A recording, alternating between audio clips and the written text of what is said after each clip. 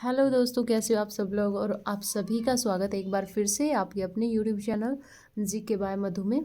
और दोस्तों, हमारी जो पिछली वीडियो थी तो उसमें हम भारत का इतिहास जो बुक है बीए डिस्टेंस की, जिनका डीडी सेमेस्टर है, जिन्होंने एमडीयू यूनिवर्सिटी रोहतक से जिसने एडमिशन ले रखा है, तो इस बुक का जो है पहला लेसन हमने किया था इतिहास के स्रोत। ये कंप्लीट नहीं हुआ था दोस्तों, लेकिन आज इस वीडियो में और थोड़ा सा हम कंप्लीट करने की कोशिश करेंगे। तो चलिए हम देखते हैं कि हमने कहाँ तक जो है ये चैप्टर किया था।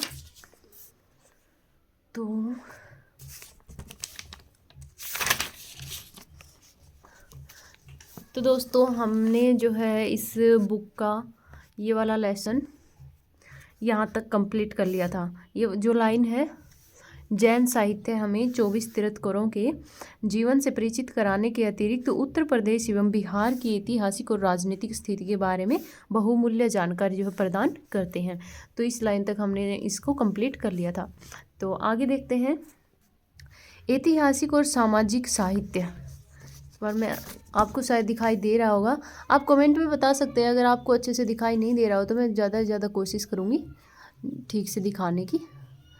तो अभी देखिए, ऐतिहासिक और सामाजिक साहित्य यानी धर्मोत्तर साहित्य, इन्हें लौकिक एवं धर्मेतर साहित्य भी कहते हैं। ये हम तत्कालीन भारतीय समाज और राजनीति के बारे में उपयोगी जानकारी प्रदान करते हैं। कुछ प्रमुख लौकिक साहित्यों का उल्लेख नीचे दिया गया है। तो यहाँ पर है पहला अर्थशास्त्र। कौटिल्य द्वारा रचित यह ग्रंथ भारत का पहला राजनीतिक ग्रंथ माना जाता है। इसमें 6000 श्लोक हैं। यह 15 खंडों में विभाजित है। अर्थशास्त्र जो है किसके द्वारा रचित है? कौटिल्य के द्वारा। और इसे क्या माना जाता है? भारत का पहला राजनीतिक ग्रंथ जो है माना जाता है। इसमें कितने श्लोक हैं? तो इसमें 6000 श्लोक हैं। कितने श्लोक है दोस्तों? 6000 श्लोक। और ये कितने खंडों में विभाजित है? ये 15 खंडों में विभाजित है। और इससे हमें मौर्य काल के सामाजिक, राजनीतिक, आर्थिक और धार्मिक स्थिति की जानकारी मिलती है। इससे हमें क्या मिलती है?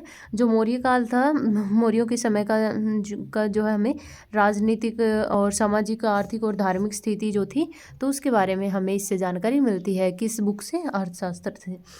नेक्स्ट है अष्टाध्यायी। यद्यपि ये व्याकरण ग्रंथ है, किंतु इसमें कहीं कहीं शासकों का उल्लेख है। इसके रचयिता पाणिनि है। अष्टाध्यायी क्या है? ये वैसे तो व्याकरण का ग्रंथ है, लेकिन इसमें कहीं कहीं पर जो शासक हुआ करते थे, जो महाराजा हुआ करते थे, उनका जो है वर्णन दिया गया है। तो इसके रचयिता पाणिनि है। ठीक है। नेक्स्ट महाभाष्य। यह भी एक व्याकरण संबंधी पुस्तक है, किंतु तत्कालीन राजनीतिक और सामाजिक घटनाओं की जानकारी प्रदान करता है। इसके रचयिता पतंजलि हैं। कौन है दोस्तों इसके रचयिता? पतंजलि। किसके? महाभाष्य के। नेक्स्ट है मालविकाग्निमित्रम। कालिदास रचित इस ग्रंथ से पुष्यमित्र शुंग और उसके पुत्र अग्निमित्र के समय के राजनीतिक घटनाक्रम की हमें जानकारी जो है मिलती है। किसकी जानकारी मिलती है हमें? मालविकाग्निमित्रम से। ये किसके द्वारा रचित है? कालिदास के द्वारा रचित है। और इससे हमें किसकी जानकारी मिलती है? पुष्यमित्र शुंग और उसके पुत्र अग्निमित्र के समय के राजनीतिक जो घटना हुई थी, तो उसकी जो है जानकारी हमें यहाँ पर मिलती है। नेक्स्ट है हर्षचरित। ये बाणभट्ट के द्वारा रचित है। बाणभट्ट कृत इस रचना से हर्ष के समय के इतिहास की प्रचुर जानकारी से हमें प्राप्त होती है। यानी जो हर्षवर्धन जो राजा थे, तो उनके इतिहास की जो है प्रचुर मात्रा में इससे जानकारी हमें मिलती है। किससे? हर्षचरित से। नेक्स्ट है सोपनवासदत्तम। महाकवि भास रचित इस कृति में उदयन और चंड प्रद्योत के संबंधों का उल्लेख मिलता है। किसके द्वारा रचित है ये? भास के द्वारा। और इस कृति में क्या है? उदयन और चंड प्रद्योत के जो संबंध थे उनके बारे में जो है उल्लेख इसमें मिलता है। नेक्स्ट है मर्च्छकटिकम। शूद्रक रचित इस नाटक से गुप्तकालीन सांस्कृतिक इतिहास की जानकारी प्राप्त होती है। नवशय सांकचरित। क्या इसके रचयिता पद्म गुप्त परिमल है। और इससे परमार वंश के बारे में हमें जानकारी मिलती है। ठीक है। क्या है? नवशय सांकचरित। इसके रचयिता पद्म गुप्त परिमल है। और इससे हमें किसकी जानकारी मिलती है? जो परमवार वंश था इतिहास में, उनके बारे में जो है जानकारी मिलती है। नेक्स्ट है पेज नंबर 9। तो यहाँ पर है कुमारपाल चरित। ठीक है। हेमचंद्र कृत ये किसके द्वारा रचित है? हेमचंद्र के द्वारा। एक मिनट, हाँ अब शायद आपको सही दिखाई दे रहा होगा। ये कई बार जो है वीडियो धुंधली सी हो जाती है, उसके लिए मैं माफ़ी चाहूँगी। तो चलिए शुरू करते हैं। कुमारपाल चरित हेमचंद्र कृत इस रचना से चालुक्य वंशीय शासकों के बारे में हमें विस्तृत जानकारी मिलती है। कुमारपाल चरित के लेखक कौन है? हेमचंद्र। और इससे हमें किसकी जानकारी मिलती है? जो चालुक्य वंशीय जो भी राजा थे, जो शासक थे, उनके बारे में हमें विस्तृत रूप से इसमें जानकारी जो है मिलती है। नेक्स्ट है विक्रमांक देव चरित। वितरण की इस कृति से चालुक्य वंशीय शासक विक्रमादित्य सिक्स्थ के विषय में हमें जानकारी मिलती है। ठीक है, जो चालुक्य वंशीय जो राजा थे विक्रमादित्य सिक्स्थ, इनके बारे में इससे हमें जानकारी मिलती है। कहाँ से मिलती है? ये विक्रमांक देव चरित। ठीक है, इससे हमें जानकारी मिलती है। नेक्स्ट है राजतरंगिणी। इसके रचयिता कलहन है और इससे कश्मीर के इतिहास की अच्छी जानकारी प्राप्त हो जाती है। कि कहाँ की जानकारी प्राप्त होती है? कश्मीर के इतिहास की। ठीक है, नेक्स्ट है पृथ्वीराज रासो। चंद्रबरदई की इस कृति से पृथ्वीराज चौहान के विषय में तथा महमूद गौरी से हुए युद्ध की विस्तृत हमें जानकारी मिलती है।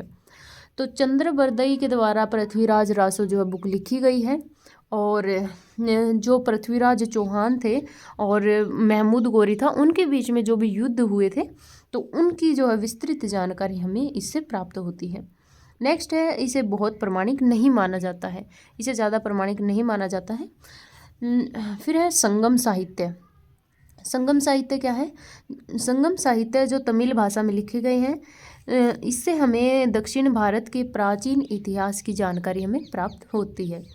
चोल चरित्र चोल शासकों के बारे में जानकारी प्रदान करता है। जो चोल चरित्र है वो चोल शासकों के बारे में जानकारी प्रदान करता है। ये भी बुक है एक चोल चरित्र, और चोल शासकों के बारे में जो जानकारी इससे प्राप्त होती है। नेक्स्ट, विदेशियों का विवरण। तो विदेशी यात्रियों और लेखकों ने भी भारत के इतिहास पर अपनी कृतियों के द्वारा प्रकाश डाला है। इन्हें 3 भागों में बांटा जा सकता है: यूनानी, चीनी लेखक और अरबी। यानी हमारे भारत में जो है यूनानी आए थे, और जो चीनी लेखक थे और अरबी लेखक थे, इन्होंने हमारे भारत के इतिहास पर बहुत ज़्यादा जो है बुक्स लिखी थी, और अपने भारत के इतिहास के बारे में उन बुक्स में लिखा था। फिर है सबसे पहले है यूनानी लेखक। हम पढ़ते हैं यूनानी लेखकों के बारे में। भारत पर 326 ईस्वी पूर्व आक्रमण करने वाला सिकंदर, उनके समय यूनानी विवरणों से हमें भारत के उस काल की जानकारी मिलती है। इन्हीं विवरणों से यह ज्ञात होता है कि सैंड्रोकटस चंद्रगुप्त मौर्य को कहते थे। विलियम जोन्स ने सर्वप्रथम यह निष्कर्ष निकाला था। तो ये विलियम जोन्स थे। ठीक है, तो ये विदेशी थे। इन्होंने क्या किया था, क्या निष्कर्ष निकाला था कि सैंड्रोकस, पहले जो है सैंड्रोकटस किसको कहा जाता था? चंद्रगुप्त मौर्य को। तो इन सब की जानकारी हमें जो है यूनानी लेखकों के जो बुक थी, जो भी करती थी, उनके बारे में, उनसे हमें पता चलता है। ठीक है, फिर है टेरियस। ठीक है, टेरियस ईरानी राजवैद्य था, जिसके लेखों से भारत के विषय में जानकारी मिलती है। क्या था टेरियस? ईरानी राजवैद्य, यानी ईरान से आया था। ईरान का एक राजवैद्य था, यानी जो ये होता है राजमहल, इसमें क्या था? एक वैद्य था। ठीक है, इसके लेखों से भारत के विषय में हमें जानकारी प्राप्त होती है। फिर है हेरोडोट्स, इतिहास का पिता। हेरोडोट्स को क्या कहा जाता है? इतिहास का पिता कहा जाता है। इतिहास का पिता कहलाने वाले इस यूनानी लेखक ने हिस्टोरिका नामक पुस्तक से भारत, ईरान यानी फारस के विषय में जानकारी प्राप्त होती है। हेरोडोट्स, इनको क्या कहा जाता है? इतिहास का पिता कहा जाता है। और इनकी ये कौन थे? ये यूनानी थे, और इनकी जो पुस्तक कौन सी थी? हिस्टोरिका। इससे हमें क्या जानकारी प्राप्त होती है? भारत और ईरान के विषय में जानकारी प्राप्त होती है। नेक्स्ट है निरियाकस। यह सिकंदर का समकालीन था, और उसके द्वारा दिए गए तत्कालीन विवरण प्रमाणिक नहीं माने जाते हैं। क्या था निरियाकस? ये विदेशी था, और ये सिकंदर का समकालीन था, यानी सिकंदर के समय का जो था ये सिकंदर के समय का था, और उसके द्वारा दिए गए तत्कालीन विवरण प्रमाणिक माने जाते हैं। ठीक है, नेक्स्ट है मेगास्थनीज। मेगास्थनीज क्या था? सेल्यूकस का मौर्य दरबार में राजदूत। जो सेल्यूकस था, उनके मौर्य दरबार में ये राजदूत था, और इसने करीब 14 वर्ष मौर्य दरबार में व्यतीत किए थे। कितने वर्ष बिताए थे इसने मौर्य दरबार में? 14 वर्ष। इसके विवरण इसकी पुस्तक इंडिका में मिलते हैं। मेगास्थनीज ने कौन सी पुस्तक लिखी थी? इंडिका पुस्तक, ठीक है, इंडिका नामक पुस्तक लिखी थी। इस ग्रंथ में मौर्य वंश के समय के समाज और संस्कृति का विवरण मिलता है। क्या हमें इससे प्राप्त होता है? इस ग्रंथ से हमें मौर्य वंश जो था उनके समय के सामाजिक और सामाजिक जो संस्कृति थी उनका जो है विवरण मिलता है। फिर है डायमेकस। दोस्तों बहुत फास्ट, मुझे पता है कि मैं बहुत तेज़ पढ़ा रही हूँ, मतलब जल्दी जल्दी पढ़ा रही हूँ। मैं इसलिए पढ़ा रही हूँ क्योंकि जो हमारा ये चैप्टर है ये बहुत बड़ा है और हमारी जो बुक है तो थोड़ी सी मोटी है, तो इसमें बहुत ज़्यादा टाइम लग जाएगा अगर मैं बहुत धीरे धीरे पढ़ाऊँगी तो तब तक एग्ज़ाम भी जा लेंगे। तो इससे अच्छा है मैं जल्दी जल्दी पढ़ाऊँ और आप भी जो है अच्छे से इसकी तैयारी करो, अच्छे से समझना इसको। आप कमेंट में पूछ सकते हो अगर आपको कोई भी इससे परेशानी आती है, अगर आपको अच्छे से समझ में नहीं आता है, मैं ज़्यादा तेज़ बोल रही हूँ, जल्दी जल्दी बोल रही हूँ, तो आप कमेंट में बता देना, मैं थोड़ा सा धीरे कर दूँगी, धीरे धीरे पढ़ा दूँगी, ठीक है। नेक्स्ट है डायमेकस। बिंदुसार के दरबार में सीरिया के राजा का दूत। डायमेकस कौन था? बिंदुसार जो राजा था उसके दरबार में ये सीरिया के राजा का दूत था, ठीक है। नेक्स्ट है डायनिसियस। कौन था ये डायनिसियस? अशोक के दरबार में सीरिया के राजा का दूत था। कौन था ये? डायमेकस और डायनिसियस अशोक के दरबार में सीरिया के राजा का दूत था और डायमेकस बिंदुसार के दरबार में सीरिया के राजा का दूत था। फिर है प्लिनी। नेक्स्ट कौन है? प्लिनी। लैटिन में लिखी गई प्लिनी की पुस्तक नेचुरल हिस्टोरिका में भारत के भौगोलिक स्थिति की जानकारी मिलती है। प्लिनी द्वारा कौन सी बुक लिखी गई थी? Natural Historica. नेचुरल हिस्टोरिका इन्होंने पुस्तक लिखी और ये कौन सी भाषा में थी? लैटिन भाषा में। फिर है पेरिप्लस ऑफ द इरीथ्रियन सी।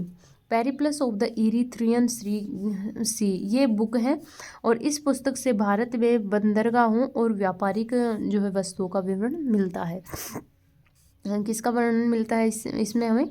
भारत के जो बंदरगाह थे और जो व्यापारिक जो वस्तुएं थी, यानी जिन वस्तुओं का निर्यात आयात निर्यात किया जाता था उन सभी वस्तुओं का यहाँ इसमें विवरण मिलता है इस बुक में, पेरिप्लस ऑफ द इरीथ्रियन सी में। फिर है चीनी लेखक। पहले हमने अभी यूनानी लेखक पढ़े थे, जितने भी हमने पढ़े हैं ये लेखक ये यूनानी थे। अब हम पढ़ेंगे चीनी लेखकों के बारे में। तो पहला है चीनी लेखक। सभी चीनी यात्री बौद्ध मतानुयायी थे, तो और मुख्य रूप से भारत के सॉरी दोस्तों, मैं माफ़ी चाहूँगी, आज थोड़ी सी तबीयत ख़राब है, इस वजह से जो है पढ़ाने में थोड़ी सी भी दिक्कत आ रही है, माफ़ कीजिएगा। तो हम पढ़ते हैं। सभी चीनी यात्री बौद्ध मतानुयायी थे और मुख्य रूप से भारत बौद्ध धर्म के बारे में और अधिक जानकारी हासिल करने के उद्देश्य से आए थे। इन यात्रियों ने तत्कालीन शासकों और अन्य बातों की चर्चा अपनी यात्रा वृत्तांतों में भी है और जो प्रमुख चीनी यात्रियों में फाहियान, ह्वेनसांग, इत्सिंग और चाओ जूकुआ उल्लेखनीय है। दोस्तों इनमें से जो है सबसे ज़्यादा इम्पोर्टेंट कौन से हैं जो एग्ज़ाम में पूछे जाते हैं? एक तो फाहियान, एक ह्वेनसांग, ये दोनों जो है ये बहुत मोस्ट इम्पोर्टेंट है। इनका जो है वर्णन पूछ लिया जा सकता है, जो हमारे एग्ज़ाम होंगे हिस्ट्री का एग्ज़ाम होगा जो, तो उसमें इनके जो है इनसे रिलेटेड कोई भी क्वेश्चन पूछ सकते हैं, तो ये हमें याद रखने हैं।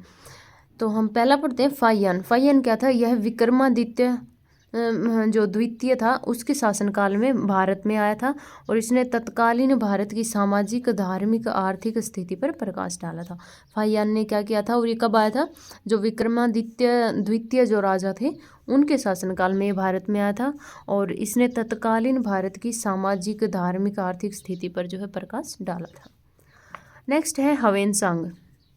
कन्नौज के शासक, ये कतरोज लिख रखा है दोस्तों, यहाँ पर ये अच्छे से नहीं लिख रखा, ये कन्नौज है, न है ये। कन्नौज के शासक हर्षवर्धन के समय ये भारत आए थे और यहाँ उसने 10 वर्षों तक भ्रमण किया था। इस दौरान उसने नालंदा विश्वविद्यालय में भी अध्ययन किया। उसकी यात्रा भारत का वृत्तांत CU नामक ग्रंथ में मिलता है। ह्वेनसांग ने कौन सी पुस्तक लिखी थी? CU।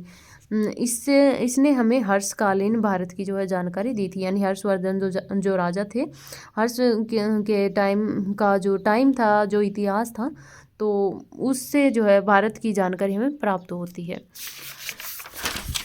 चलिए नेक्स्ट देखते हैं पेज नंबर 10 के ऊपर। तो पेज नंबर 10 पर है इत्सिंग कब से लेकर कब तक 613 से 715 ने अपने वृत्तांत में विक्रमशिला विश्वविद्यालय की चर्चा की है। इत्सिंग ने अपने जो है वृत्तांत में किसकी चर्चा की है? विक्रमशिला जो विश्वविद्यालय था, जो यूनिवर्सिटी थी, उसके बारे में जो है चर्चा की है। फिर है चाउ जुकुआ ने चोलकालीन इतिहास पर प्रकाश डाला है। ठीक है, इन्होंने किस पर प्रकाश डाला है? चोलकालीन इतिहास पर। जो चोल वंश जो था तो उनका जो इतिहास था तो उसके ऊपर प्रकाश डाला, उसके जो टाइम का जो है विवरण अपनी पुस्तक में किया था। नेक्स्ट है अरबी लेखक। पूर्व मध्यकालीन भारत के समाज और सांस्कृतिक भी जानकारी हमें अरबी लेखकों और यात्रियों के विवरणों से मिलती है। ये कहीं पर मिस्टेक है दोस्तों, संस्कृति की जानकारी आएगा, यहाँ पर भी लिख रखा है, कई जगह पर ये मिस्टेक है बुक में। तो हम एक बार इसको अच्छे से देखते हैं। अरबी लेखक, देखो पहले हमने कौन सा पढ़ा था यहाँ पर? यूनानी लेखक। ठीक है, हमने ये यहाँ पर ये सारे के सारे जो यूनानी लेखकों के बारे में पढ़ा था। फिर हमने चीनी लेखकों के बारे में पढ़ा। ठीक है, ये चीनी लेखक थे। और अब हम पढ़ेंगे अरबी लेखकों के बारे में। अब हम किसके बारे में पढ़ेंगे? अरबी लेखकों के बारे में। तो पूर्व मध्यकालीन भारत के समाज और संस्कृति की जानकारी हमें अरबी लेखकों और यात्रियों के विवरणों से मिलती है। इनमें अल-बिरूनी, अलम मसूदी, सुलेमान आदि प्रमुख हैं। ये तीनों इम्पोर्टेंट है और इनमें सबसे ज़्यादा इम्पोर्टेंट कौन है? अल-बिरूनी। इनके बारे में हमें अच्छे से याद रखना पड़ेगा। ये बहुत बार पहले भी जो एग्ज़ाम हुए उनमें पूछा गया है, तो इनके बारे में हमें अच्छे से याद रखना पड़ेगा। तो है सबसे पहले हम याद करते हैं अल-बिरूनी इसकी करती किताब उल हिंद जो थी, क्या था इनकी बुक का नाम? किताब उल हिंद। ये किसकी करती है? अल-बिरूनी की। अल-बिरूनी ने ये पुस्तक लिखी थी किताब उल हिंद। तो राजपूत कालीन समाज, धर्म, रीति रिवाज आदि पर प्रकाश डालती है। देखिए यहाँ पर भी ये मिस्टेक हो रखी है इस बुक में। तो इस तरह आपको कई जगह पर मिस्टेक मिल जाएंगी, तो आप इनको जो है अपनी पेंसिल या पेन से इनको इस मात्रा को कट करके यहाँ पर ये मात्रा लगा लेना। समाज, ये इसने सामज लिखा हुआ है। तो चलिए देखते हैं। राजपूत कालीन समाज, धर्म, रीति रिवाज आदि पर प्रकाश डालती है। वह महमूद गजनी के साथ भारत आया। यहाँ पर भी ये गलत है, अहमूद गजनी जो है यहाँ पर लिखा हुआ है, तो ये है महमूद गजनी के साथ वो भारत आया था। कौन? अल-बिरूनी। इनकी पुस्तक कौन सी है? किताब उल हिंद। ठीक है। फिर है सुलेमान। वह 9वीं के दौरान भारत की यात्रा के बाद अरब लौटा। उसके प्रतिहार और पाल शासकों के विषय में उसने जानकारी दी। फिर है अल-मसूदी। बगदाद का निवासी था। ये कहाँ का निवासी था? बगदाद का। अल-मसूदी प्रतिहार और राष्ट्रकूटों के बारे में विवरण देता है। किसके बारे में? प्रतिहार और राष्ट्रकूटों के बारे में जो है इनकी पुस्तक में विवरण मिलता है। उसने 915 से 916 ईस्वी तक जो है भारत में यात्रा की। कब से कब तक? 915 से 916 तक इसने भारत में यात्रा की। तो दोस्तों आई थिंक आज की जो वीडियो है इसमें आप जो मैंने करवाया है इतना आप समझ गए होंगे। तो नेक्स्ट वीडियो में हम करवाएंगे पुरातात्विक सामग्रियाँ, और अभी तो हमारा चैप्टर बाकी है और थोड़ा सा ही बाकी है बस ये। तो ये कल वाली वीडियो में हम कंप्लीट करवा देंगे। तब तक के लिए आपसे एक रिक्वेस्ट है कि आपने अभी तक हमारे चैनल को सब्सक्राइब नहीं किया है तो अभी आप मेरे चैनल को सब्सक्राइब कर लें, और ऐसी अच्छी वीडियोज़ के लिए बेल आइकन को भी प्रेस कर लें ताकि मैं जो भी वीडियो डालूं तो उसका नोटिफिकेशन आपको मिल जाए। तो अगर आपको एग्ज़ाम की अच्छे से तैयारी करनी है तो आप जल्दी से वीडियो को भी लाइक कर दीजिए और चैनल को भी सब्सक्राइब कर दीजिए। अगर आपने पहले से कर रखा है तो आपका बहुत बहुत धन्यवाद। तो थैंक यू दोस्तों।